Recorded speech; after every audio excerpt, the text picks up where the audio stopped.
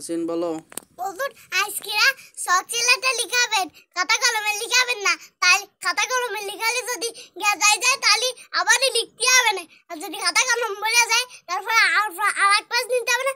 তারপরে যদি না বলে তাহলে আপনি আবার আমাকে সবাইকে লিখতে করতে হবে না। তাই তাহলে আজকে কিসে লিখাবো? সচিলাটা। তুমি এপাশে যাও, তুমি সচিলাটা লিখাবেন। নালি খাতা কলমে লিখালে টাকায় গেলে আবার আমাকে তো দিবেন। তাই আমরাই তো দেখাইছি, তাই আমাকে আজকে চকসেলাটে লিখাবে। চকসেলাটে লিখাবো? তাহলে সবাই চাচ্ছে যে চকসেলাটে লিখবো, তাই? হ্যাঁ সবাইকে তাহলে চকসেলাটে লিখতে চাচ্ছে আজকে?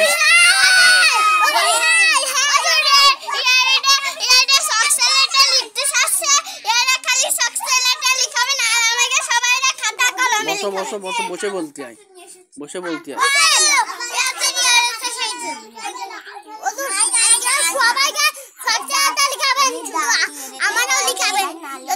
সবাই যদি না লিখে ছুটি দিয়ে দেন তাহলে আমারও ছুটি দিয়ে দিতে হবে। আর তো আপনি 100টা দিন আপনি এই নিয়ে আমাকে থাকতে কবে নেন, তাহলে আমাকে কি হবে না?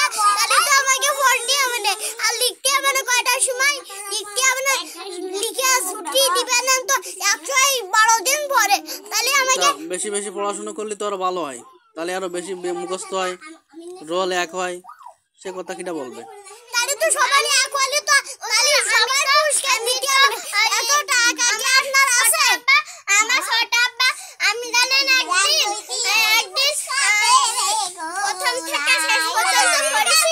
তারপর ছোট আব্বা আবার 40 করে আবার পড়েছি, তা আছে আর আবার মুখস্থ হয়ে গেছে। তারপর ছোট আব্বা ধরেছে, দলিতে টপ টপে করে দিছে।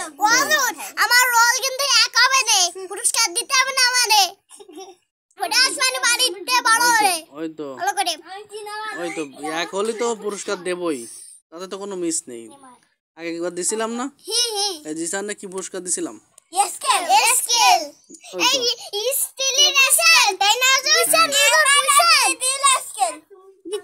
কিন্তু যদি টাকা না থাকে তাহলে কিন্তু আবার সেই সবাইকে পরীক্ষা নিয়ে যাবে না, স্কুলে আসবে না।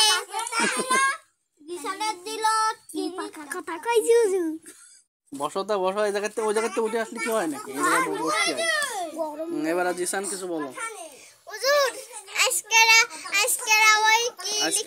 আজকে তো কারেন্ট নেই, আজকে তো কারেন্ট চলে গেছে।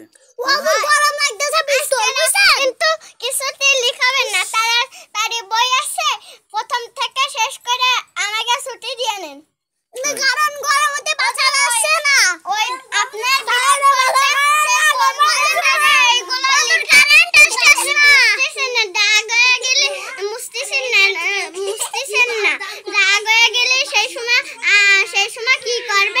কোন জায়গায়?